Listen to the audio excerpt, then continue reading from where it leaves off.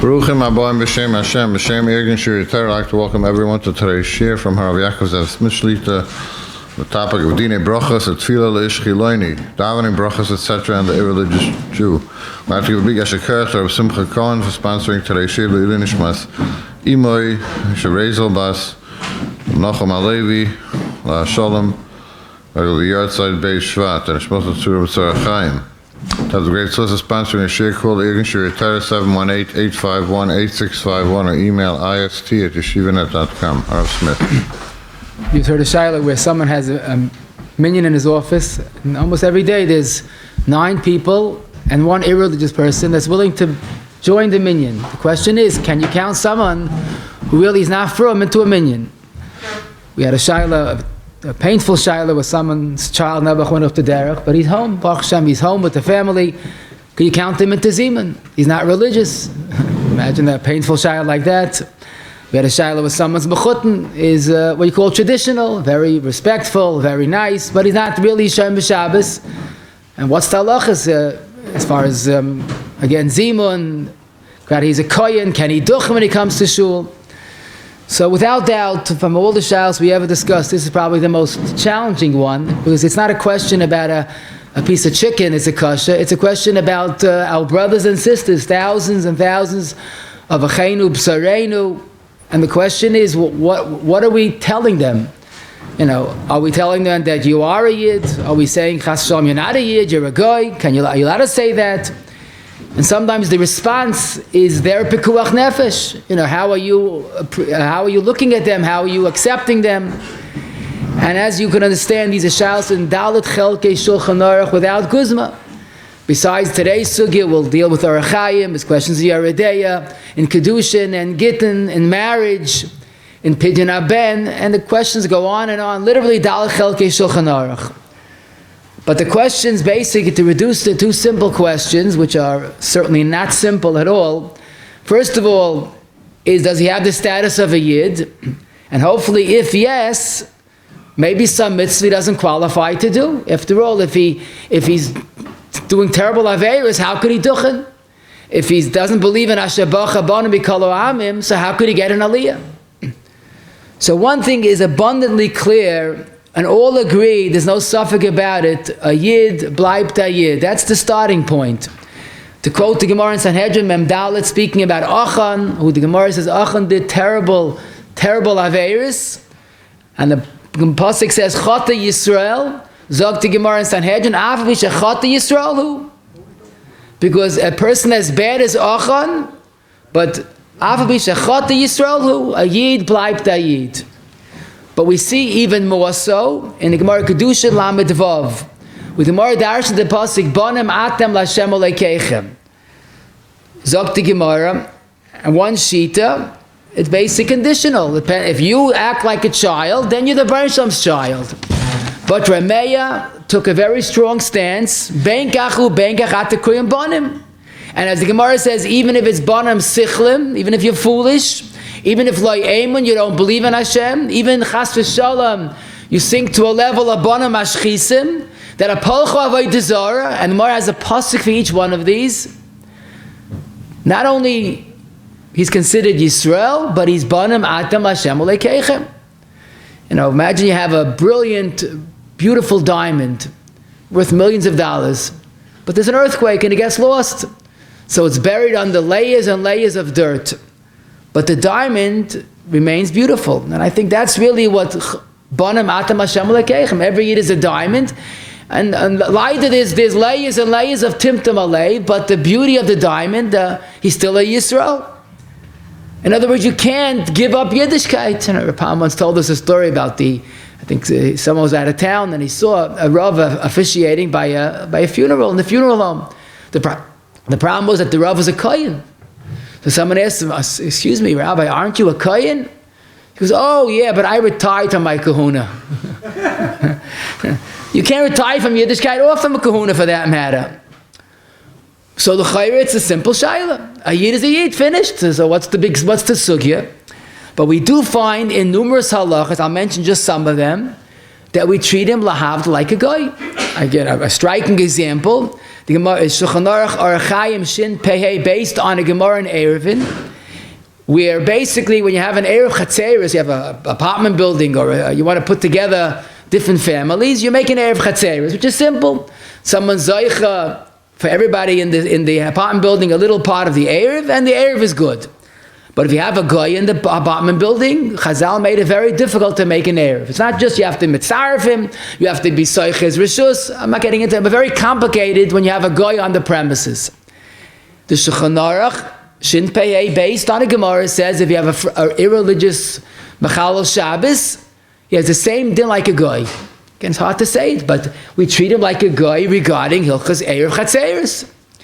The Chavetz Chaim, the end of the Sefer, and the end of Klal Tessin and the Hilchas Rechilas, where he says this whole Sefer I spoke about Lashon Hara, that's only by someone that's B'chal HaMisecha.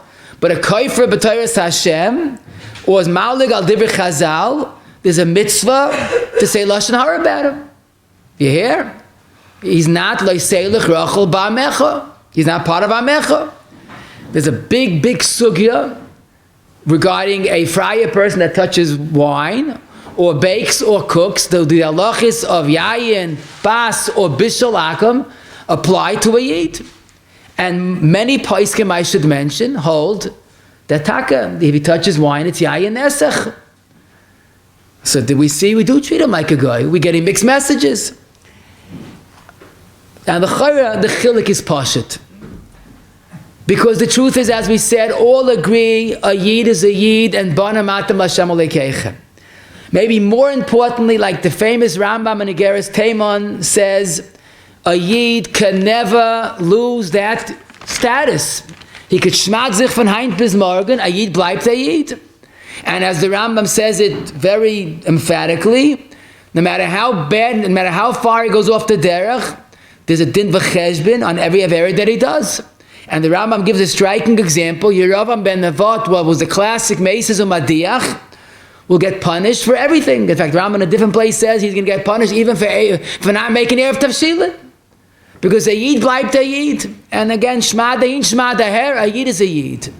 In fact, there's a famous story in the end of Keser Rosh, the Haggis of the Chaim Volozhin, there's a story about the Goyin, and this is in Ois Hay, where someone came to the Goyin, and he was a koifa, had no shachas to Yiddishkeit, and he wanted wine. So the Goyin told the Balabas, give him only if he makes a bracha. So he says, Rebbe, I'm so beyond brachos. You don't know what I'm doing, a brachos. So the Goyin says, Shaitu ksil. You think because you're a mumma, so then they forgot about you? Every dikduk mitzvah ketana, they're going to ask you why you didn't do it, and you're Yisrael Gomer, and it's not going to help you all your terutzim. And this shocked him. And when he heard this, Dvaram hayoytz mifurish epi hagra, nizdazel ha'ma'oid, and chazal tshuva, because he thought that he has a pass. I'm a koifa. Maybe that's the way you could understand it. A yid bleibt a yid, and there's nothing to talk about. A yid always remains a yid, but sometimes he needs some very dramatic shock treatment. If you tell him, you touch the wine, it's yayin esech. He'll say, what? The goiter that cleans the refrigerator and moves the wine, we have to talk about it. Me? And that's exactly it. You tell him that regarding Shabbos, if you don't keep Shabbos, we have to treat you like a guy. That might, shock him to the core. When you tell him that we have to talk Lashon Hara about you because you're a very, very bad example. Our children see you driving on Shabbos, we have to tell them that you're doing something terrible. We can't accept it. It's like Mefarsim and Esachanofim, Neichel Hashem. So he's not that he loses his rights. He's losing his ability to function as a Yid. But he's not losing his obligations. He has every chiyuv. And the main point is to make sure he gets the right message. We have to tell him you are a Yid and you have every single bit of Yiddishkeit you're responsible for. But we can't accept you as it is, and we treat you like a guy in some halachis.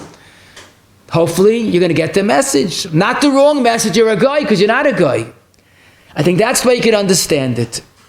Now to apply this, I guess more specifically, I think the klal number one is there's no one size fits all. You know, fry or from, there's no such thing. Every person has to be looked at individually, because the question is, where is he holding? Now, the truth is, if you look in the tshuvas of the past, just about 200 years ago, since, you know, the ugly signs of reform, conservative, Logan as it was called, but there were different kufas in history how to treat them. There was some that took a very strong stand, that we're ignoring you, we're not recognizing you. Some that took more the ace li karev as opposed to the ace li rachek. So it's really hard to give a klal, because in history, every tkufa had its own response. But I want to share with you a few tshuvas of Rav Moshe, who was basically in the tkufa that we really find ourselves at today as well. And I think it's a very, good clarity how to look at these situations. In Chelik Beis and Nun, Rav Moshe was asked a question, I guess typical in those days, this was written over 60 years ago. They were making a banquet, a fundraiser, and as the protocol was, you invited all the rabbis to participate. Now, in those days, Rav Moshe writes, the problem was that they had reform or conservative, and he writes a word I didn't know at first what he meant. Reish Aleph Beis Yud Yud Samach. So it sounds like rabies, with a dog bite.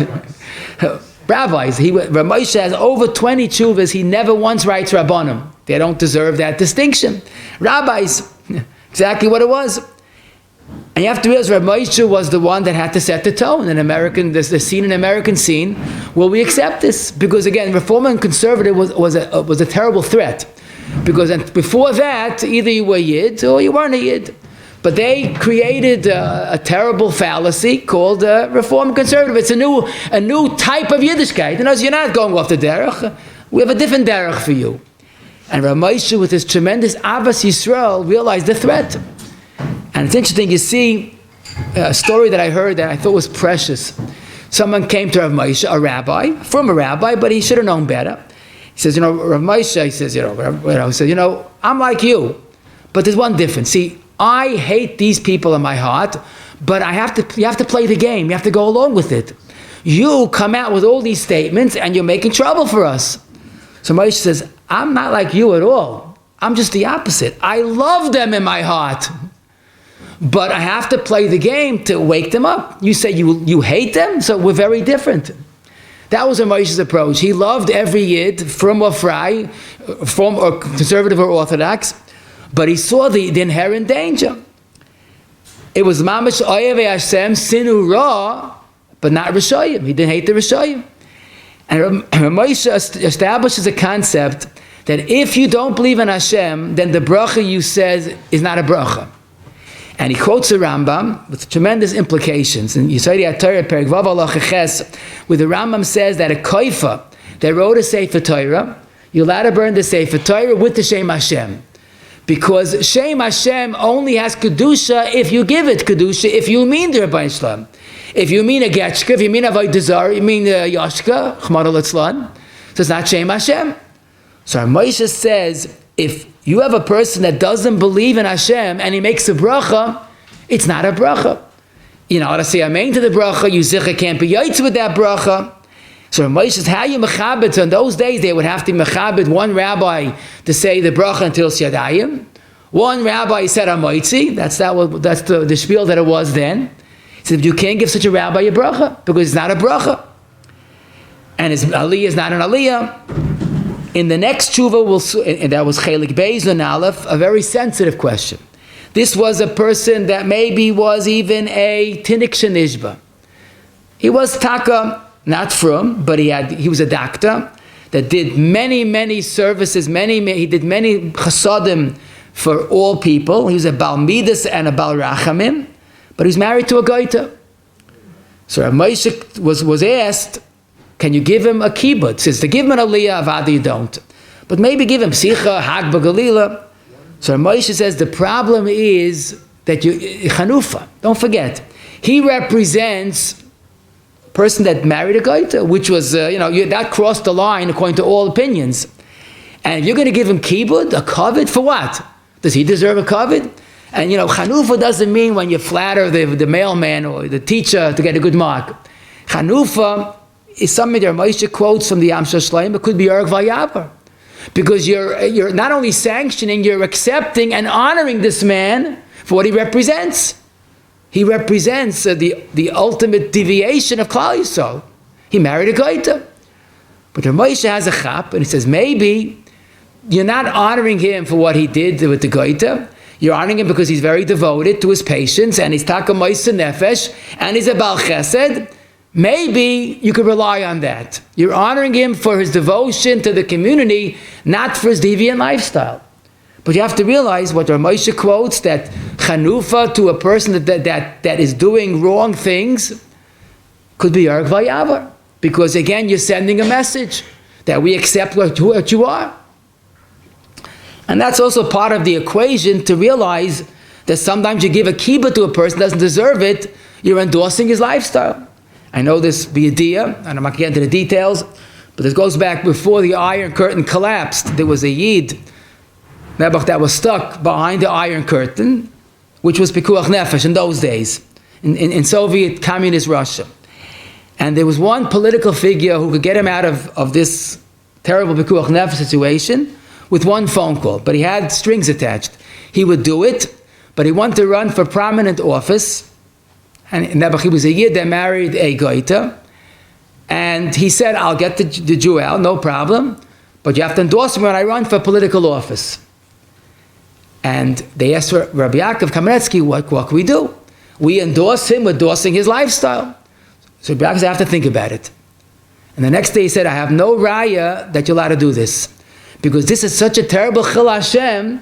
Maybe this Chil Hashem does not legitimize even the fact that you have to have pikuach nefesh. And Rav Shach is quoted as saying the same thing. Talking about a Chil Hashem of such proportion, who said that you're allowed to make a Chil Hashem even to save someone's life? Don't forget, the Am Shashleim already said that chanufa could be Erg Vayavar. So that's something you have to realize when we're talking about sending the message that we accept you for what you are, that's more than chanufa, that's Chil Hashem. Rav Moshe in Chelik Gimel Siman Yud Beis was asked about giving an aliyah to a friar person. So Rav Moshe says, if he's taka a koifa, one of these rabbis, whose a bracha is not a bracha, then you can't give him. But if it's just, I say quote unquote, just a Bal Aveira, but who believes in Hashem, then you can give him an aliyah, as we'll soon see.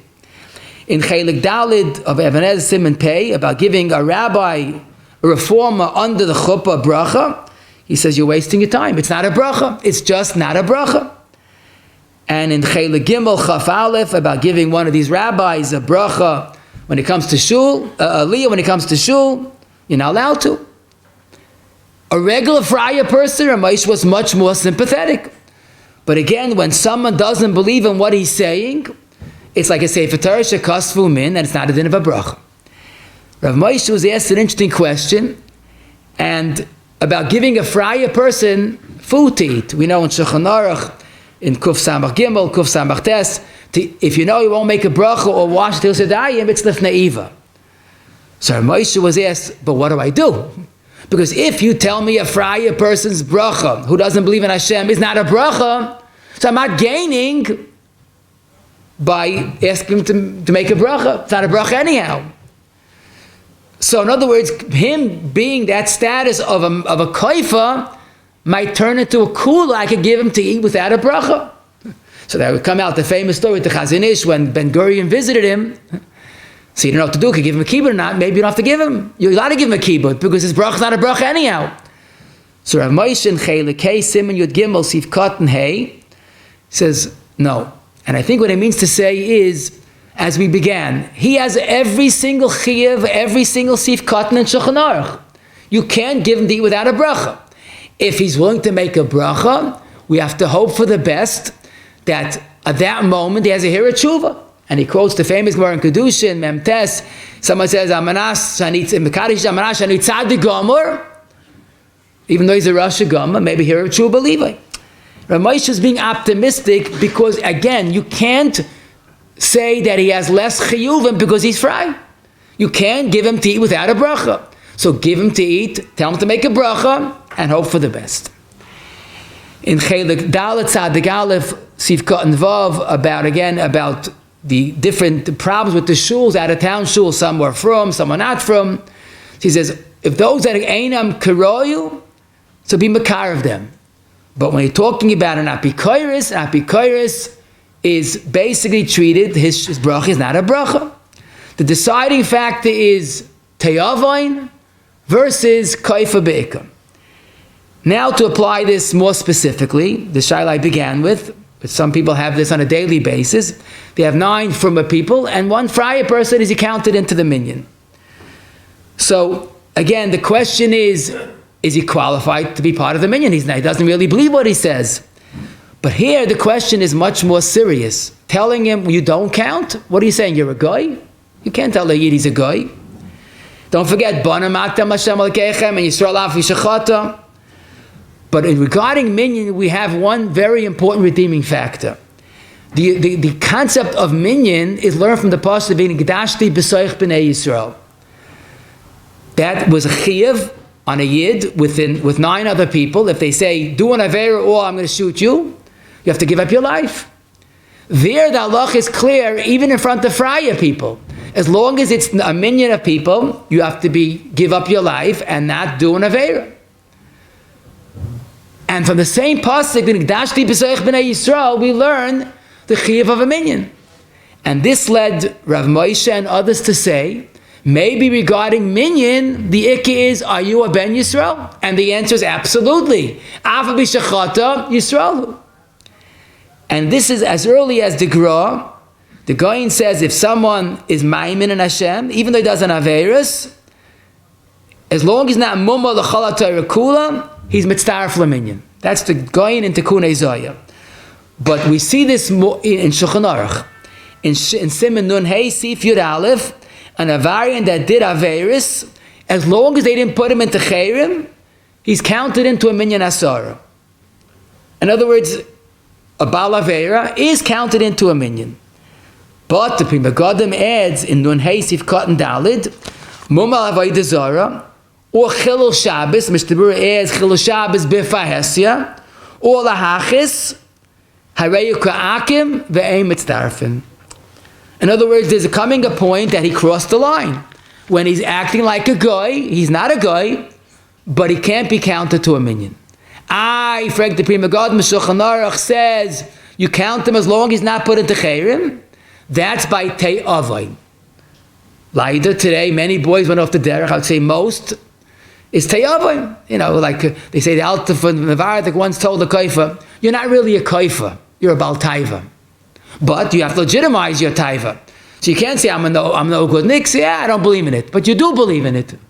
It's the taiva that's leading you to say these ridiculous statements. So here we find the chilik. Teyavain versus kaifa. The Mr. Bura explains, even does an avera that he's chayiv misa on it. But as long as he's not a kaifa, he's counted into a minyan. Zok the Sharatzin, Tifkat Mem Gimel, the Maibraya, Achan. Look at the word in Sanhedrin, Achan, the verse that he did besides Chilul Shabbos, Bar Nayim Rasa, Oiva Chamishichom Sheitayra. But as long as it wasn't a deeply rooted kfira, he is Yisrael. Mr. Bura quotes the Pri Megadim, and I add one word, Chilul Shabbos B'Fahesya, Dinai Ka'akum. Rav Moshe in Chelik Gimel Aleph Siman Chav Gimel does rely heavily on this yesod of an Igdashti B'Soich B'nei Yisrael, and he says we learn minyan from Toich from the Meraglim. Meraglim were kaifim at the time.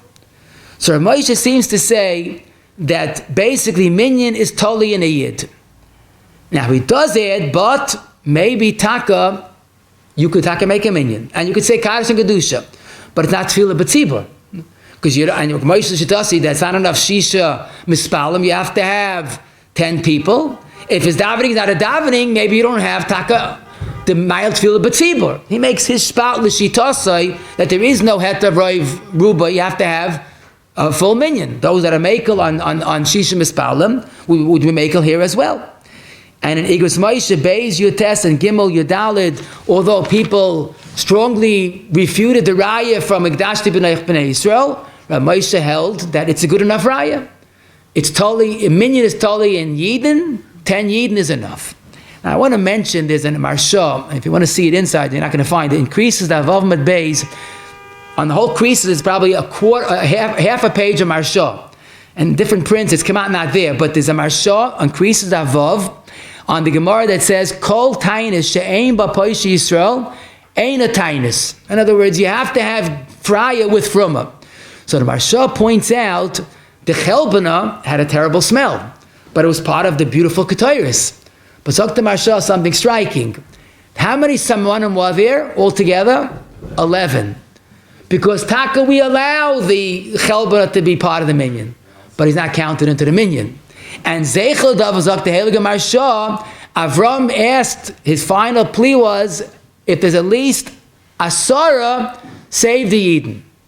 That means less than 10 doesn't go. So the Marsha is quoted as saying you can't count the fry into the minyan. But it's not a raya. Maybe the Marsha was talking about a kaifa that Taka didn't believe. And he's Taka like a goy l'chol dava. The Meishav Dov and Chelik Aleph Siman Tes about counting a minyan, a fraya. He says Zevach Hashayim Toyeva, and he took that strong stand that a fraya is not counted into the minyan. But they ask a kasha that's going on a yachid that brings a carbon. But a tziba that brings a carbon includes a fraya as well. So I think the point is it's really unclear if a fraya person can be counted into a minyan, but all seem to agree if he's a typical te'avoin who believes in Hashem, he can be counted into the minyan. But there's another factor that really could and should be a share for itself, but I'm going to at least mention one point. There's the famous term that people quote, and that's called Tinok Shenishba. Now, what does that mean, Tinok Shenishba? The source is a Gemara in Shabbos, Daf Samaches, that basically has no shaykhs to our sugya. The Gemara is talking about someone, Nishba, as in Shavui, Shvuyim.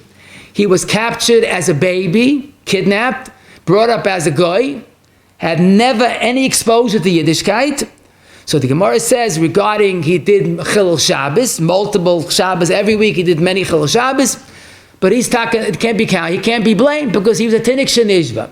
The Gemara is talking about the Mishnah, about how many kabbanas he's chayiv because of Chilul Shabbos. But this has ramifications in our sugya.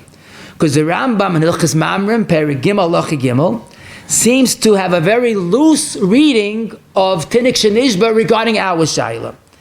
And he says, a kaifa b'toira is a kaifa b'toira. But oisam hatoyim ubnei beisam, shedichu oisam avoisam, v'nold b'minois, v'godlu oisan olav, someone that was brought up in an irreligious home, he's a Tinok Shenishba, even though he heard about Yidden and he knows about Yidden, but he was brought up in such a poisonous atmosphere, he's considered a Tinok Shenishba. A very liberal reading of the word Tinok Shenishba. Again, the Gemara has a totally different meaning. But the Rambam's reading is, if he was brought up that he's also Jewish, even though he doesn't do anything, nebuch on him, he doesn't have a chinuch. Now the Mukhi Yosef above Metzia Daf Mem Beis Amud Beis does not accept that. He doesn't quote the Rambam. He says Tinok Shenishba is only literally he was brought up between goyim and never saw from a yidden. Now the nafkamina between this machlokes Rambam and the Mukhi Yosef is tens and thousands of our brothers and sisters. Because don't forget, today we have a new category, whether you call it traditional or Masorati, whatever name it is, but there's a certain concept that, you're good and I'm good. You're ultra-Orthodox and I'm not. I'm not so religious. I'm not a fanatic like you. I mean, I would drive to shul. Why not? Nothing wrong with that. But how do you classify thousands of our brothers? So there's interesting, there's a tshuva written, the Masparim 1861, Taf Reish Chaf Aleph, written by the Binyan Sian, one of the Gedolim in Germany, the Aruch, the Rebbe of the Shamshir Volhurst. Now you have to know the history of this tshuva. He writes it, the title is Psakim Shaloi L'Halacha L'Maisa. Yet, around the world, Gedolim endorsed this psak. The Marsham, the Mamad Lahoyel, the Rav Polim in Baghdad, the Achiezer, the Minchas Yitzchak, the Beis Yitzchak, the Levava Rav Henkin, Shevet Alevi, Rav Yashiv, all endorse a tshuva that's prefaced, Psakim Shalei Halacha L'Maisa. What was his shaila? Again, he was battling in the mamish, the thick and thin of this war against reform. He was asked about a friar person that touches wine. Is it yayin esech? Because some poskim hold if you're allowed to marry his daughter, after all he's still a yid. Why is it yayin esech? So he paskins no. He's considered a goy l'chol davar and yeina yayin esech, which is the sheet of most poskim. But then he says, but Paishi Yisrael Shebet Manenu, I don't know what to do with them. He said how sad it is that they daven Shabbos morning and they make kiddush and they go to work. Now the truth is this sounds reminiscent of what we had in the early 1900s. And I heard a shayla from a Rav, said he heard it from an older Rav, that a Yid from his Kehillah asked him, can he make kiddush on past Friday night and Shabbos? So the Rav says, well, why don't you make on wine? Why are you asking about pas? He goes, Rebbe, I have to go to work on Shabbos. So my yayin is yayin nesach. I'd rather make kiddush on pas. We hear that we should cry. This was the confusion. Rav Moshe in Even Ezer Beis Yudalid, with the date of Tafshin Chaf, 1960, was asked if you're allowed to make a minyan for those that have to daven early, say Yiskan Yom Tov and run to work. Maybe it's Mesayel the Avera. Imagine the whole minyan. Somebody says, I don't see the Lifnei Eva. They're going to work anyhow. Do you know the Heilige Beis Medrash Shem Shabbos here? The 24/7 minyanim. Why was it called Shem Shabbos? Because it was the only shul that insisted that every member has to be Shem Shabbos. This is America, early 1900s. This was a terrible confusion that people that were officially, I can say erlich, I don't know the right word, but people that had their Baruch Shalom in their minds, davened, besikin, and ran to work, and asked questions about making kiddush because of yayin esech. I mean, it was a terribly confusing and a very big nisayon. And that was the binyan si in Suffolk in his times. Even though the Machal Shabbos, but maybe the Tinoik is Shenishbu. And he says many of our dar have this same problem. And it's psak hamachmir to consider their yayin nesech tavei la bracha. Ochein gamal makilim yesh la mashe yismechu, unless you know for a fact that they are brazen chilul Shabbos nikas. But his psak was very mild. He says pshakim sheyolach la'maisa and tavei la bracha. It's only b'di'evet. But again, as I told you, Gedolei Olam accepted his psak. Now the truth is, today we live in a world that this psak maybe is not as relevant, because don't forget, we live because of technology in a very small world. Like I say, a person sneezing Yerushalayim, and you say Gesundheit in America, Toich Chedei Dibur, because everything is all over. Which Yid never heard about Balei Tshuva, never heard about Svarim, about Yeshivas, about different publishings that have Yiddishkeit on every level for the beginner. So, does the Tinnik Shenishba person really exist? Rabbi Akiva Eiger in a tshuva in Siman Tzadik Vav has an interesting outlook. He says someone that shaved with a razor, which is multiple isurim. So Rabbi Akiva Eiger, but since it was so prevalent in those days, people like an oimamutta. So today it's a different type of Tinnik Shenishba. Not that they never saw Yiddishkeit. I don't think anybody, we could say, wasn't exposed to some form of Yiddishkeit. But there's this poison of this, I'm also good, and like I gave him Moshe once, if we would be zoich to go last year to Chaim Kanievsky, and instead of wasting his time, we just look at him and watch him. You say, wow, he's a malach. How many light years is Chaim away from me? I can be honest, light years away, right? But I don't consider myself fry, even though I'm so far from his level. He's a heilig tzaddik, and I'm trying to be my best I can, right? They were brought up that that's the way it is. You have these black hatters. Whoa, they are so devoted.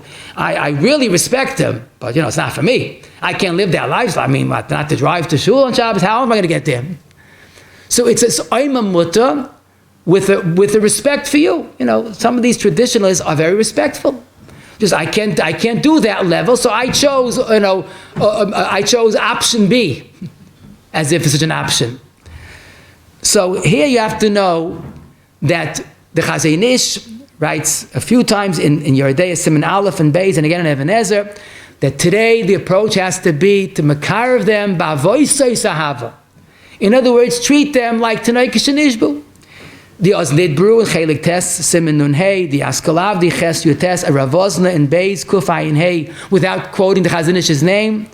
He said maybe that was in the Chazon Ish's times. But in Eretz Yisrael today, they all see Yiddishkeit.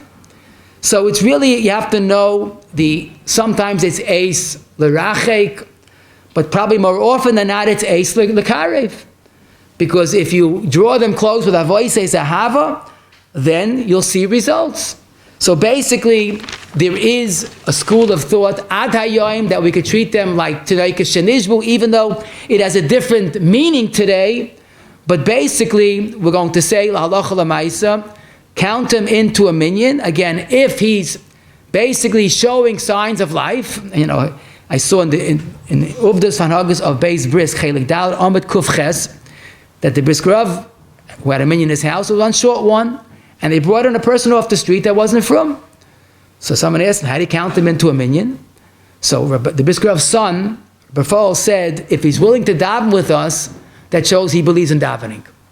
Then they have another story there, probably a bigger chiddush, that they once, this story I saw in Rav Schlesinger's Sefer, Rav Schlesinger's Gesund. They're missing a minyan, and they told the Brisker Rav, there's a yid in the hotel, call him in. But he's not from. And they called him in, and the Brisker Rav mechaber him. So he asked, how you mechaber him? He says, Shteit in Ram, and Geras Hashmad. Don't be merachik mechal leishabasais, but mikarev them. So again, it's not a klal, but it's a pretty good klal, that when someone is willing to join you a minyan, why should he? Unless there is some type of, that a little bit of the sparkle that's buried beyond layers of dirt, that brilliant diamond is that pintalid is showing up.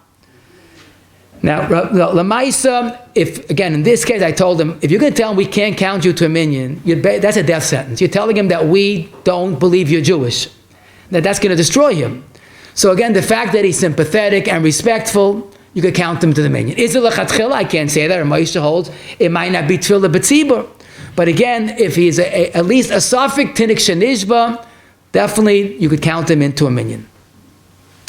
A friar person makes a bracha. Can you say amein? Simple question. So you wonder why not? So Fakert the Mechaber says in Reish Tezvav Si Beis, if you hear it, make a bracha, you have to say amein. But the same Mechaber says, if he's an apikairis or a kusi, you're not to say amein because it's bracha, not a bracha. So Takar Amoishin Chelik Beis Siman Nun and Nun Aleph and Even Ezer Dalet Pei. He says if someone who's taka a koifa who doesn't believe in what he says, why is he getting the bracha? Because he was called up for a kibud, so he gets the bracha. I guess even the friar people have the yitzhar for a kibud or two, but he doesn't believe it. So Moshe now I say amein.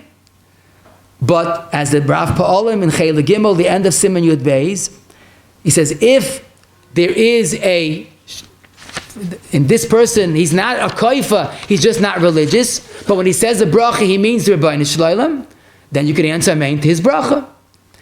When you give him, you have to mechaber him with food, so you have to tell him to make a bracha. He's a koifa, but Ramesh decide that hopefully, and now he has a hira tshuva, the fact that he's willing to make a bracha, at least that bracha will be a valid bracha. In fact, Shulchan Aruch Reish Tezvav Gimel, talking about teaching a child to make a bracha, you're allowed to teach him even if you have to pronounce Shem Hashem.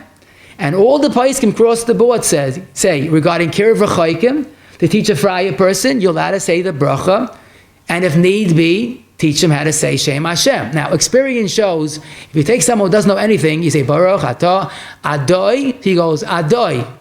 Okay, let's start it again. Baruch Atah Hashem. So he goes Baruch Atah Hashem. If you don't say Adoi and say Hashem, he's not going to get it. So then you're allowed to say it. Because this is the halacha in Reish Tezvav Gimel, to teach someone, Even though the Mechaber is talking about a child, but Nebuch, this is a child in his, Yedias of Yiddishkeit. So if need be, you'll have to actually verbalize the Shem Hashem. He's irreligious, good, but give him the schus of a bracha, and let's hope mitzvah gereres mitzvah. Can a Freie person say Kaddish, yartzeit, whatever it is? So the emphasis is, if he doesn't believe in what he says, so according to Mishnah Berurah in Kuf Tes, Sif Katan Daled, Ramosh and Yerdea Daled in Siman Samach Aleph, he says, just like there's an issa of amein Yisayma regarding brachos, there's also an issa of amein Yisayma regarding Kaddish.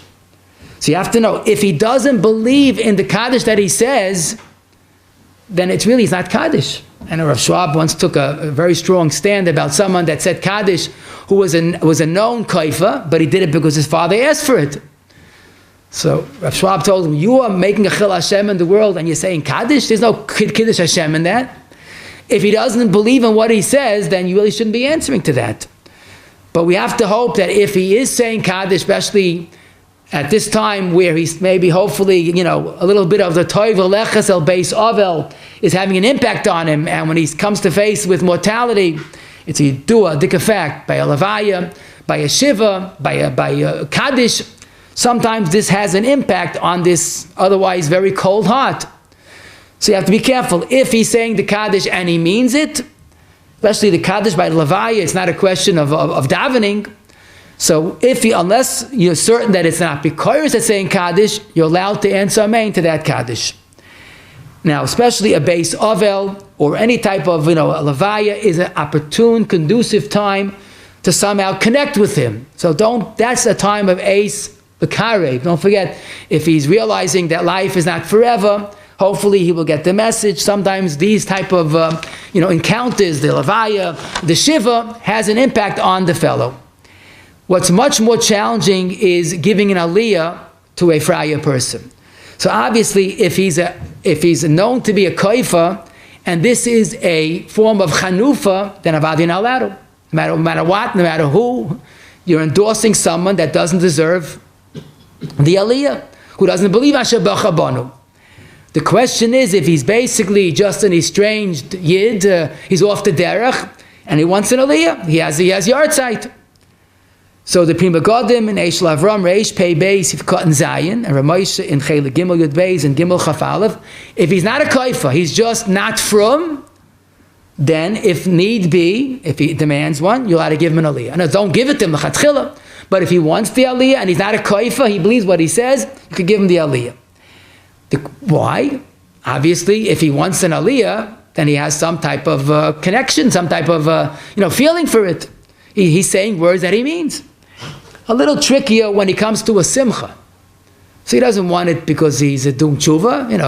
Sometimes you have, today in the world of balei tshuva, you could have a grandfather that's totally irreligious, and his son's a brilliant bal tshuva, tzaddikim gemurim type of balei tshuva, and now he's making an einikos, his son's bar mitzvah. For the zayda, it's his einikol. He knows about bar mitzvahs, he also got bar mitzvah. And he wants an aliyah. So the Chacham Tzvi is famous in Simon Ches. He says, give an aliyah to someone that, in that case, married to a goita. Not only it's asa, but whoever's not moicha is nitfas ba'isa echet. But then again, because it's someone that represents rebellion, he can't be honored with Asher Bacha Banu. Rav Voslan Chelik Zayin Simon Yotes was asked about giving someone who came from behind the Iron Curtain, who's an oral. I mean, an oral is always the epitome of lacking Yiddishkeit. But he says, but be careful. Maybe it's just because he wasn't able to. He quotes the Chacham Tzvi, but he says you have to know, like I would say, my nusach is miva miya holchem. You have to know where he's coming from. He came from a country that the biggest spending, the government economy was spent on uprooting Yiddishkeit. So you can't say he's a kaifa. He was exposed to the worst shmad probably in history. But basically, you have to realize, as we say, mitzvah gereres mitzvah, unless you're certain that he's an apikoiris, and hopefully what he says he means, at least at this point, and he wants an aliyah, he has a yartzeit especially, it might be an opportunity to connect with him. The Chazon Ish in Per Adar in Gimel Lamed Vav was asked to quote the question that someone wanted a mitzvah of his einikel, he wanted an aliyah. So he said, give him after the Shiva Kruyim. In other words, make an isafa. I saw the Rav Pa'olim Chayla Gimel Simon Yud Beis. He says, if you really want, give him an aliyah and call up another yid and relaying what you're laying for this fraya. Now you have to be careful because if he chaps, so you're doing a lot of damage. But that's what he says, just relaying it so he's not even getting an aliyah. Rav Sternbuch in Chelik Aleph Tavayin Beis, when he was Rav in South Africa, he said, Roi Mechalei HaShabbos today are only for Tiyavai.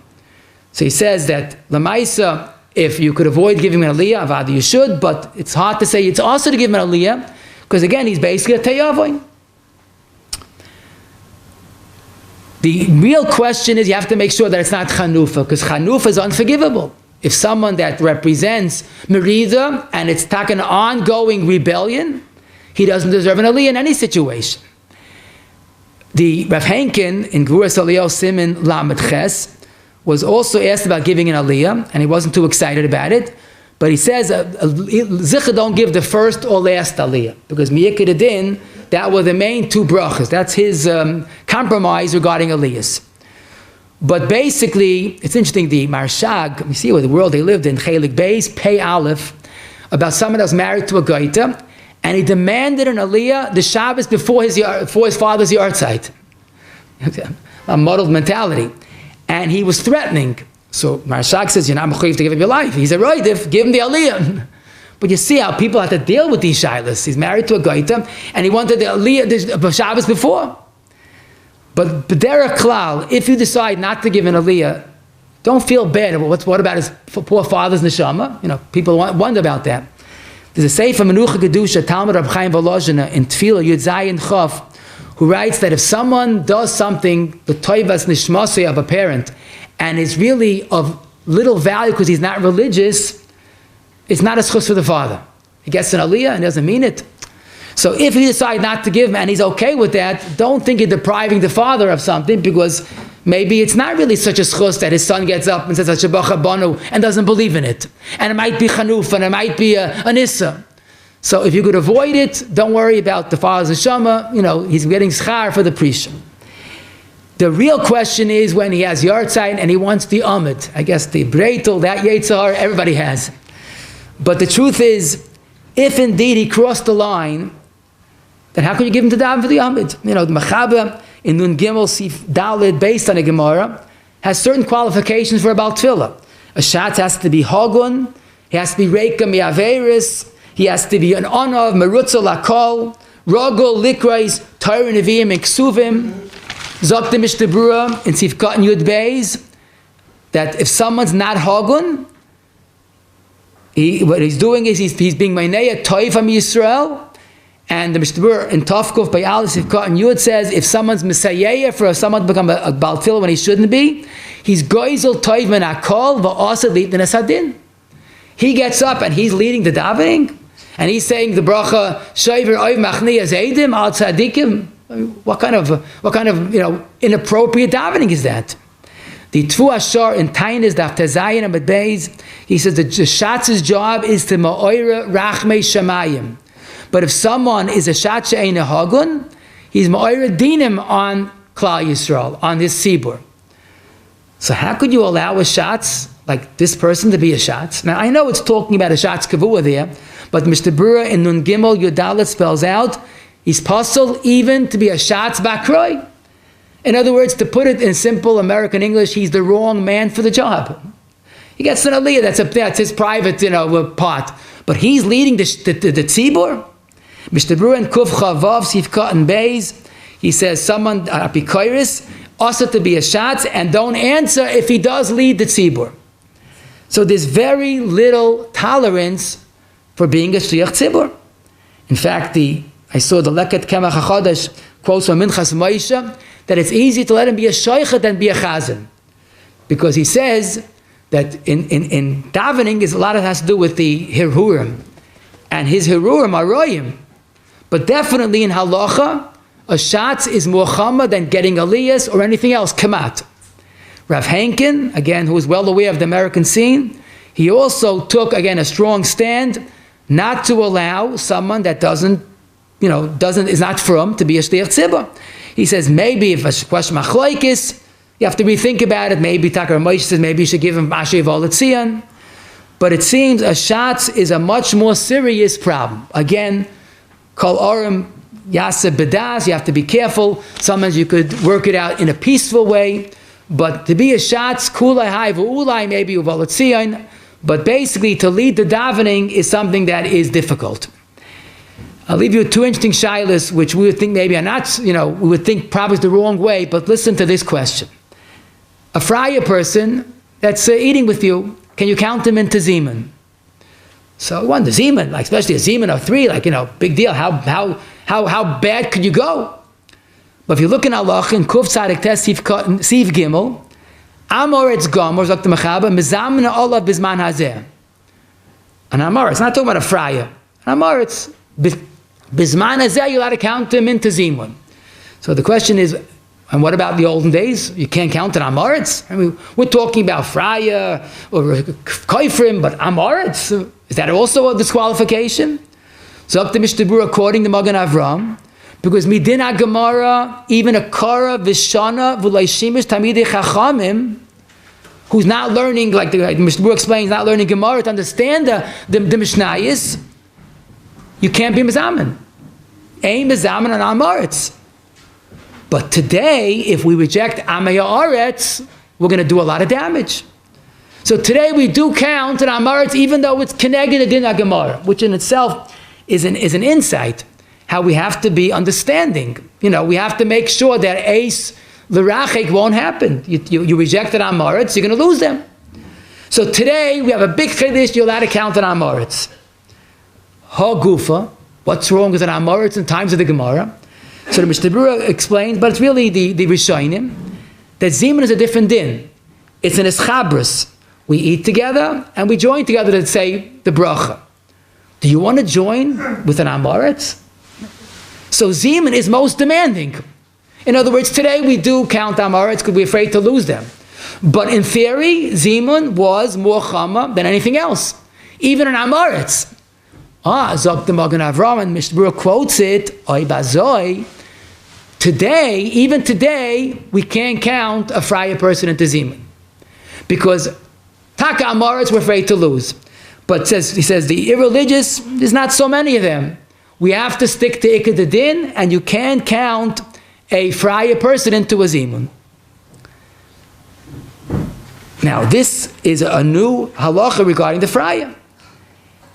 And the way the Mishnah Berurah explains, he says the Prima Gordon is more makel, but it's not true. He says, Enechanami od halachis is totally in his status if he's taka koifa. But here, even an Amoretz we don't count. But today we do count. But once he's a Baal Aveira of any sort, you can't count him into a zimun.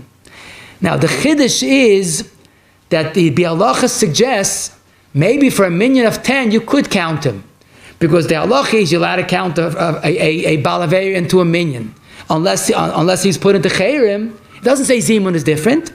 Maybe for zimun asara you could count a friar person, but tzarachian. Now I saw the B'tzeil HaChachman, he's 100% right. In his Chelek Simon Ayin Ches, he points out both Tais of Yehuda Chassid and the other Rishonim on that on Taisvis and Tais Harash on that Gemara in brachos says beferish you can make even a chabura of 10 with a friar person. And he says even the Bialacha writes for tzarachian, but it's not a tzarachian because there's no difference a zimun of 3 or a zimun of asar. So that's a tremendous chiddush. A friar person can't be counted into zimun. Now, Zok B'tzeil HaChachma, today it's Tinok Shenishbu. So his feeling is that we don't have real Tinok Shenishbu, they all saw Yiddishkeit, and you can't count the friar person into a zimun of 3 or 10. The Ber Moshe hates Tzadik Daled, whenever he had such a situation, he would omit the word Elokeinu, because he didn't want to make a minyan of Asara counting in a friar person. I did see the Kinyan Torah, the Strasbourg Rav and Chelik Aleph Siman Nun. He was asked this question, which typical, he was living in France in those days. There was a minyan for Shalashudis, someone not from. Can you make a zimun of Asara?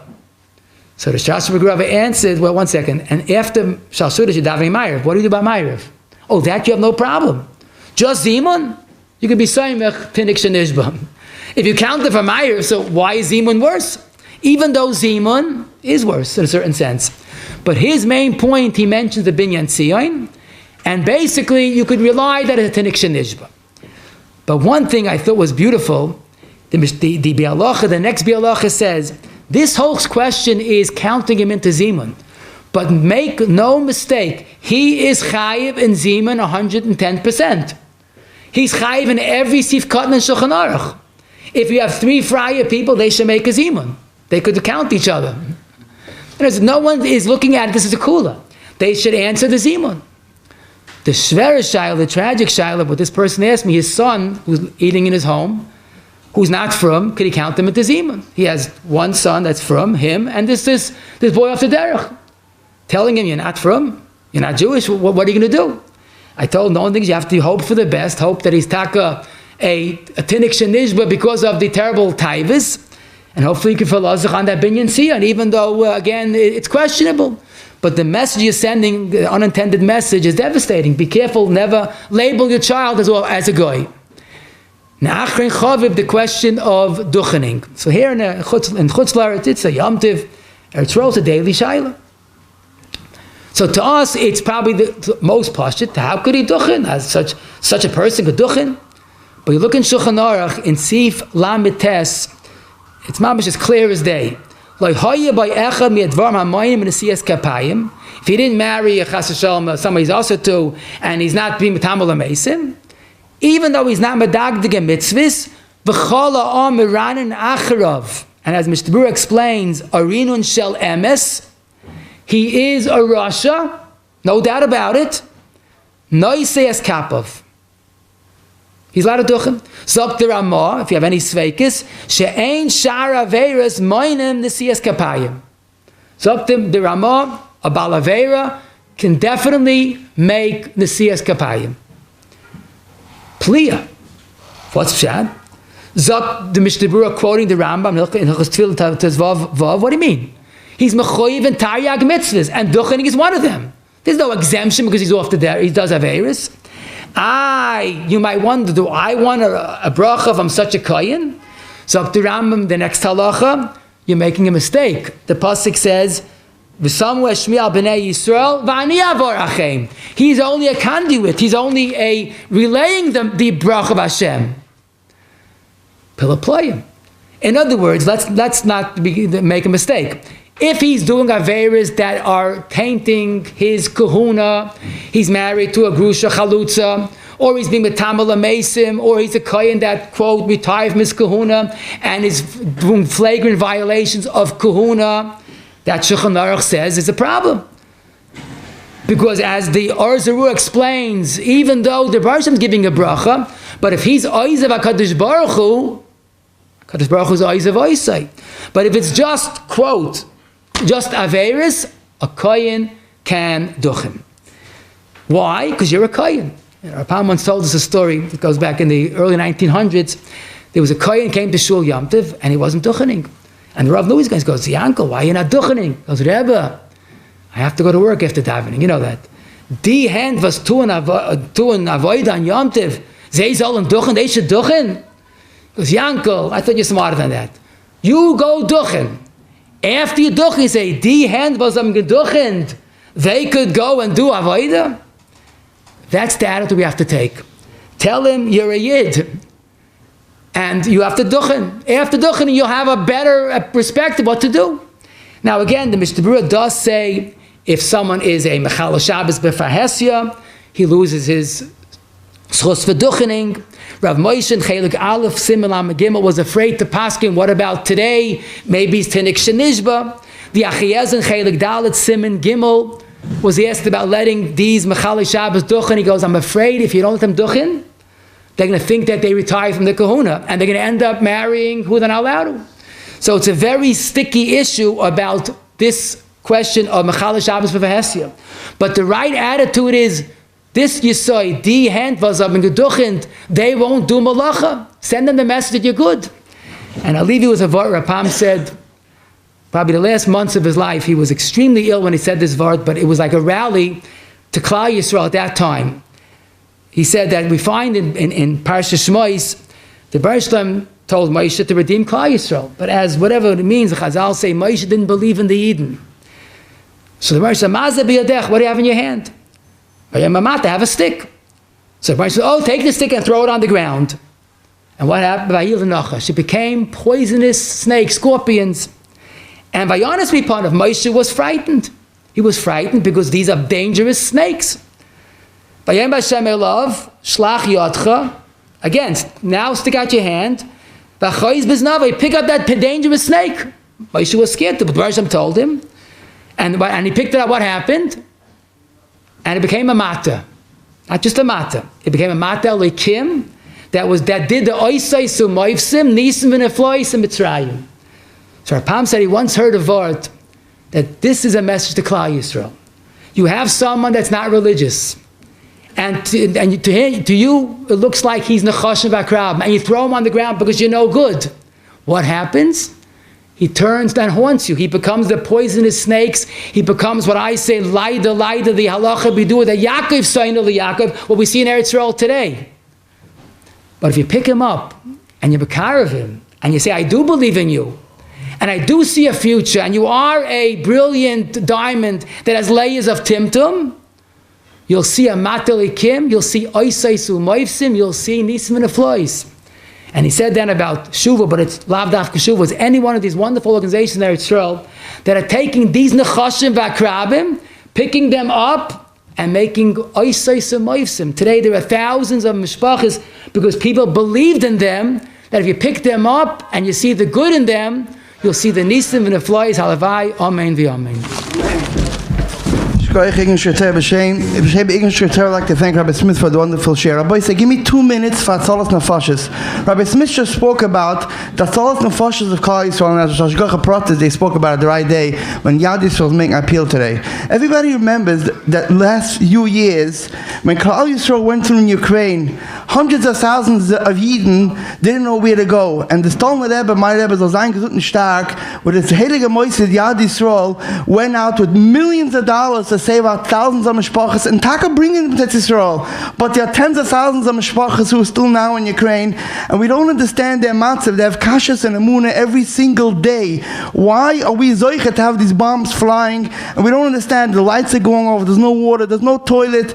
And the Heilige Moisid Yad Yisrael is going around with yeshivas in many communities in Belarus, in Ukraine, and in Eretz Yisrael, thousands of mishpachas. Ma'ayin Yovai Ezri. They spent millions of dollars to save the Eden, but we have to maintain the mishpachas, get them jobs, get them yeshivas, get them schools, make brisim, make chasanas, give them food for Shabbos, give them food every day, give them food for Yom Tov.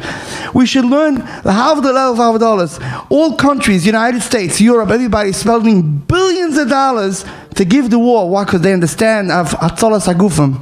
This is no less. Hatzolas Nefashis. We're not talking about $18 or $180. We're asking Rabbi whether they can give $1,800, $18,000, and $180,000. They're having a campaign this week, 2 days, to try to raise millions of dollars to try to help out Achenu B'nai Yisrael. And there's the biggest chizuk we could give to them. And they know that, and the gute Yiddish attire, the breed in America, haben sie in Sinn. We have our manal of the Moisid, Harav Goy, Bianca Steinman, who is Shver, is also Rabbi Dishon, who is running the Moisid. The oil is Oyem Ben Oyem. Whoever can help out, everybody should try to check now, Yad Yisrael or credit card Yisrael. We have the Schir that he's part of it. He's here now in this Heilige Besmedish with the Kalina Rebbe. He is running in the forefront of this Hatzalas Nefashis. It's a mordiges chus for uns that we should have protection for our daughters and for our kinder. The Rebbe should help on all the Gebensham with good daughters. But Lamaisa, everybody take out a credit card, make payments for the year, checks. In this chus, alles geholfen mit Bonne, Chayim, and Zerne Vich, and Simches mit der Simche Gesundheit. The sikkim of the shir is in a few minutes, right after Kaddish. Rab Chaim Hashem, Rosh Gosh Boch, Lezak is Yisrael, Fikir Hebelem Te Mitzvah, Shnem Adon Chofetz Mit Zitka, Yagdol Te V'Yadeh, Kaddish.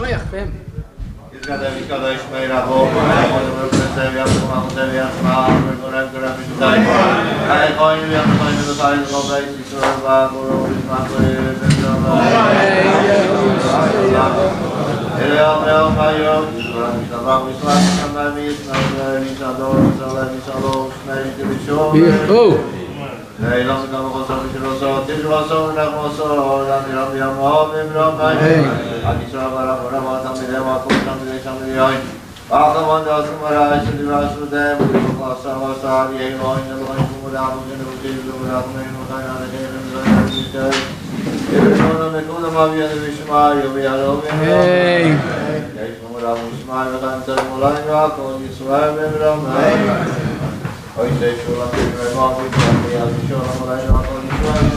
Amen. We'd like to thank our Simcha Kong for being allowed to today's share. L'nishmas Imoy Rezel Basim Nachum Alevi. The Sikkim is now, Rabbi Say.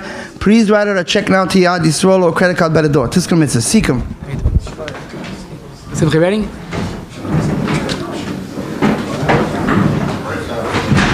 First, I sit down, watching the camera.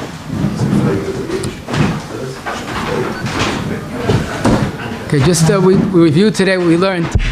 A yid, the starting point and the ending point, a yid is always a yid, and a yid is always banam lamakim. Some halachas he's treated like a guy, that's simply as a shock treatment, or basically because he's not qualified to do that mitzvah, but he's still chayiv in every derabanan, every sivkat and shulchan aruch, there's still a din v'cheshbin, even on erev tavshilim. So basically a yid blibes a yid with all the obligations. Perhaps he loses his privileges, but not his obligations. Rav Moshe considered a kaifa to be someone whose bracha is not a bracha, and it's in class for itself. But the typical balavera, who even if he's not a tinuk shenishba, if he's not a kaifa, then basically his bracha is a bracha. The major question about traditional or the Masorati, or people that are basically respectful, but it's not me, is that a form of a tinuk shenishba? That's a question that Gedolim have grappled with, but there is definitely what to be saimach on, that he doesn't know better. It's like an oima mutta type of attitude. If someone is a kaifa, really kaifa, his bracha is not a bracha, and be careful, chanufa is kamat yarg val yava, but definitely a chil Hashem, and no aliyah and no bracha is not counted into a minyan. If he's someone that's willing to join a minyan and you don't know his status, you could hope that's a good sign that there's something there. He's not brain dead, so to speak, and he wants to join. Hopefully he's enough of a yid that you could count him into the minyan. Gabi that it's not lechatchila because maybe there's not tefillah b'tzibur, but if he wants and you say no, that's going to be a devastating condemnation of him and his as Yiddishkeit, then take him into the minyan and hope mitzvah gereres mitzvah. Even though the Marsha has a ramozim that you don't count them into a minyan, that could be by Yitaka, a balaveir, that's a kaifa. But the painful question, can we still rely on the binyan siyons, halacha shaloi lamaisa, that the average yid is a tinuk shenishba? That's something that really needs a lot of das Torah. Chazon Ish felt it is true, others felt maybe today has changed, but definitely there is a group that is still qualified to be that heta because their oima mutta, their level is just another level. It's not something that they have rebelled, even though it's, of course it's a toyis, but especially if he's willing to help you, you could assume that he has that status of a yid l'chol dava. If he wants to say Kaddish, or especially in the Beis Oval, Levaya, that's a time to ace l'karev. An aliyah you should avoid because it's pretty much of a chil Hashem, unless taki esrid and it's not shiva kruyim. By a simcha, if it's a chashash chanufa, you have to really rethink that question because chanufa is never acceptable. Being a shatz is probably the most serious of all shaylas. At most, kula hai uval ashi uval etzion, but he's not the right man for the job. That's definite. Zimun today, believe it or not, is also chamor, even at 3 or 10.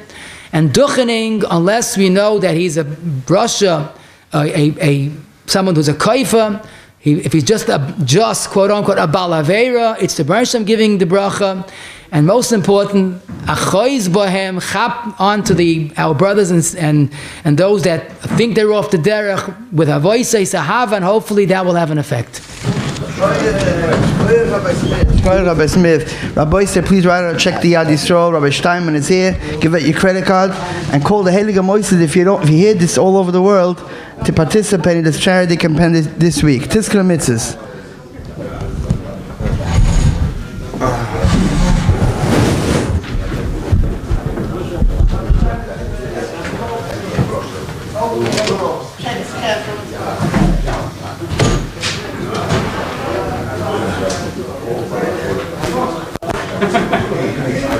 What?